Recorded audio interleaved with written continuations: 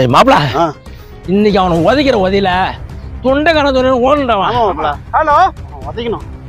டேய் சவுந்தர, நம்மால 50 வேற லாரில ஏத்தின. நான் லொகேஷன் அனுப்புறேன், அங்க வாடா, அவனை உதைக்கிறோம்.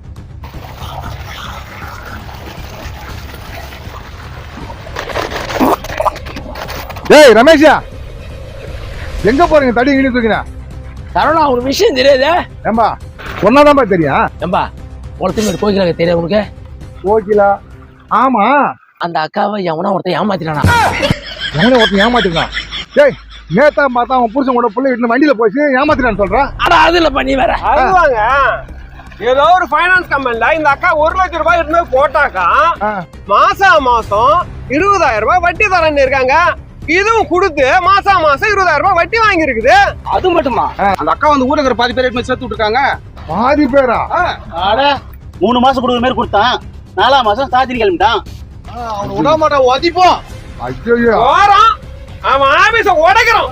ஒரு பசு கூட ஓடக்கூடாது. ஏ கம்முனு பாணி. அதுக்கு மேல ரமேஷா, என்னப்பா? நாளைக்கு எனக்கு ஒரு போராட்டம் பண்ணணும், நீங்க எல்லாமும் வரணும். என்ன போராட்டம்பா?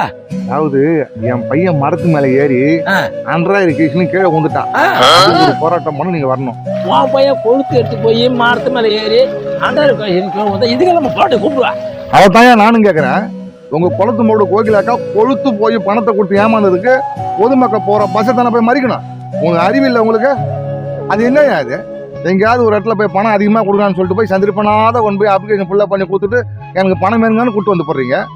அதில் பாதிக்கப்பட்ட உடனே அப்புறம் என்ன நடு ரோட்டில் வந்து பஸ்ஸை போய் மறிக்கிறீங்க?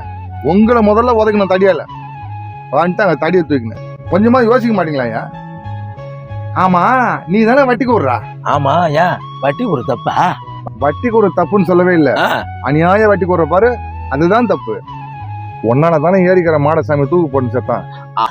அது அவன் இது முடி செத்தான்பா. ஏன்டா வாய் கூசாம போய் சொல்ற? உன்னோட அநியாய வட்டியால் தானே தூக்கு போட்டு செத்தான். நீங்க அவன் பொண்டாட்டி 2 பிள்ளைங்க அனாதையாக தெரியுமா? அது கரெக்டும். உன் பிள்ளைங்க உடம்பு சரியில்லை, ஹாஸ்பிட்டல சேர்த்து வச்சு எப்படி இருக்குது? அது ஆபரேஷன் செலவு வரைக்கும் 5 லட்சம் ரூபாய் போய்க்குதுப்பா.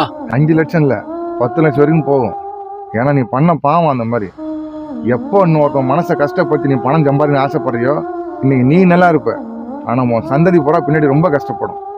முதல்ல பணம் சம்பாதிக்கிறது பெருசு இல்லை, இன்னொருத்தனை கஷ்டப்பட்டு சம்பாதிக்க பார்க்காத, அதுதான் தப்பு. போராட்டம் ஒண்ணு பண்ண வந்துட்டீங்க. டேய் கிளம்பியா, போங்க போங்க. இதுதான் எங்களுக்கு வந்து நாங்க இது ஒரு கதை எங்களுக்கு வந்துடா.